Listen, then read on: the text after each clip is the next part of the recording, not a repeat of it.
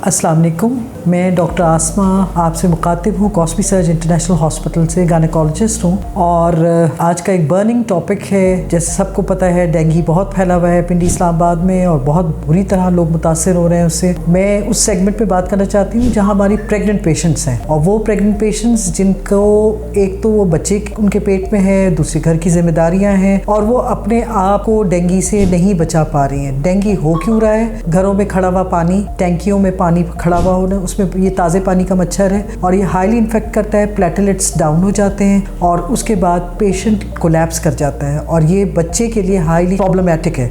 हमारा बच्चा जो अभी पैदा नहीं हुआ, उसकी माँ के जब इम्यूनिटी डिस्ट्रॉय होती है, फीवर, हाई फीवर होता है, प्लेटलेट्स डाउन होते हैं, तो इसमें अबॉर्शन का या फीटल डेथ का डर होता है। और इसकी वजह सिर्फ़ और सिर्फ सफाई का ना होना। हमारे यहाँ कचरा, पानी, हमारे घरों में हम बज़ाहिर तो सफाई कर लेते हैं लेकिन जो डीप क्लीनिंग कहते हैं हम वो नहीं कर पाते। तो मेरी एडवाइस है उन लोगों से जिनके घरों में प्रेग्नेंट पेशेंट्स हैं कि वो अपने घर में स्प्रे करें रेगुलर बेसिस पे, और शाम को असर के बाद से लेकर इशा तक बिल्कुल बाहर ना निकलें और सुबह फ़ौरन फजर के बाद भी ना निकलें सूरज निकलने तक, क्योंकि मच्छर के उड़ने का वही टाइम होता है और ये 3 से 4 फुट की बुलंदी तक जाता है, इससे ज़्यादा ऊपर नहीं जाता वो। और वो जब हम निकलते हैं तो हमारी टांगों पे, पैरों पे, हाथों पे काट लेता है और उसके बाद हमें डेंगू हो जाता है और प्रॉब्लम बनता है इसका। तो इसका, और जब भी बाहर निकलें आप उसको जो है कोई भी सॉल्यूशंस आते हैं एंटी मॉस्किटो वाले, वो आप लगा के, वो मॉस्किटो रिपेलेंट होते हैं, वो लगा के निकलें। अपने बच्चों की भी हिफाजत करें और जो बच्चा पैदा नहीं हुआ उसके लिए बहुत हिफाजत करें।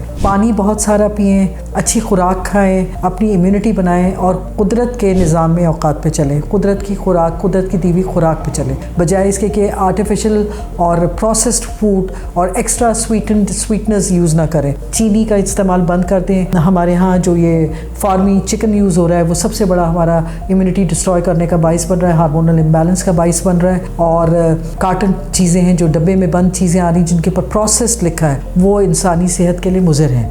एक तो ये बात होगी आपकी कि आपका डेंगू से कैसे बचा जाएगा। दूसरी चीज़ ये है कि हमारे यहाँ आजकल कॉमन हुआ हुआ है, आम ज़बान में आपको बताऊं कि लिवर की मेल फंक्शनिंग, लिवर अच्छा काम नहीं कर रहा, ALT रेज्ड हो रहा है, हम इसको कोलेस्टेसिस कहते हैं। और ये प्रेगनेंसी में बहुत ख़तरनाक है, बहुत ज़्यादा ख़तरनाक इस तरह है कि एक तो ख़वातीन को उल्टियाँ शुरू हो जाती हैं, वो उल्टियाँ नहीं रुकती किसी सूरत। फिर जब हम टेस्ट कराते हैं तो पता लगता है जी ALT रेज्ड हो गया। उसके बाद उनको खारिश शुरू हो जाती है, जिस्म काला पड़ना शुरू हो जाता है, बहुत तकलीफ़देह अमल होता है, जिस्म में जान नहीं होती, खाया पिया जा नहीं रहा होता है और बच्चे की हालत ख़राब हो रही होती है। इसमें वजह क्या है? इसकी वजूहात ये है कि हम गंदा खाना या गंदा पानी यूज़ कर रहे हैं। पानी को बॉयल करके नहीं यूज़ करते। हम बाहर हर बाज़ार से कहीं हमने मिल्क शेक पी लिया, कहीं से हमने कोई जूस ले लिया, डब्बों में जो बंद जूसेस हैं, हमें नहीं पता उसके अंदर क्या है। हम ऊपर से तो जूस निकाल लेते हैं, नीचे ही पता लगता है कि उसके अंदर फंगस पड़ी होती है, गंदगी पड़ी होती है और हमें नहीं पता होता इस चीज़ का। डब्बे के जूसेस जो कि बिल्कुल मुज़र सेहत है, डब्बे के दूध जो कि ओरिजिनली दूध नहीं है, किसी सूरत भी वो दूध नहीं है, दे आर ऑल केमिकल्स। आप कुदरत के निज़ाम औकात पे चलें, कुदरत की दी हुई ग़िज़ाओं पे चलें और पानी साफ़ सुथरा लें, अच्छी खुराक लें, क्योंकि कोलेस्टेसिस की एक वजह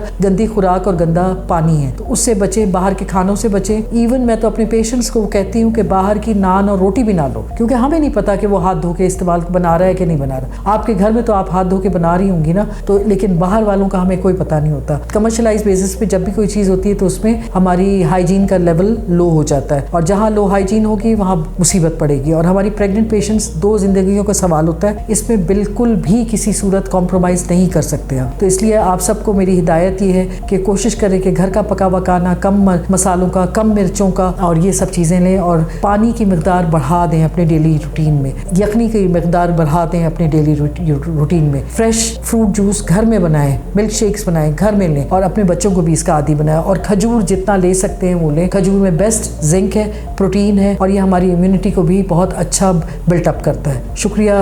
कोशिश करूँगी कि आइंदा फिर किसी टॉपिक के साथ आपके पास हाजिर हूँ।